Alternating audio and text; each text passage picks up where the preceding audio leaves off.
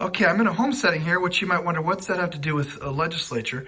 I'm in the home of Mark and Rachel Costello. This is a homeschool family.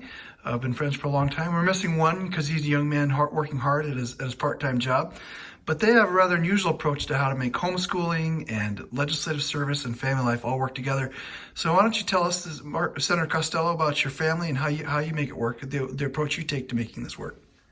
Okay, so when I thought about joining the legislature, my wife and I talked it over, and I said, you know what, I'm not going to do this without my family. So we have, in the 9 years that I've been in the legislature, moved up to Des Moines during the session, moved the whole family. It's not always easy, but the fact that we homeschool also makes that easier than it could be, trying to just move from one school to another and that sort of thing. So we do have friends here and there, and that's very helpful.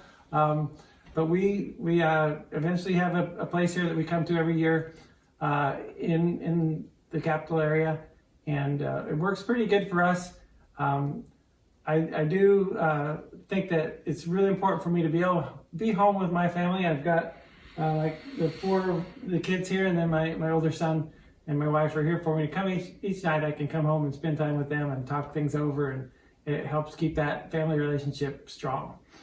And you've made legislative service an unusual family affair in another way. So, Rachel, who's your husband's clerk at the state legislature? My mom is Mark's clerk, and it's worked out well. It's kind of unusual to have your mother-in-law be your clerk, I think. Yeah, I say that's she's really a great person. If I can have my mother-in-law as my clerk, we do have a good time, and she's good at it. So I appreciate that.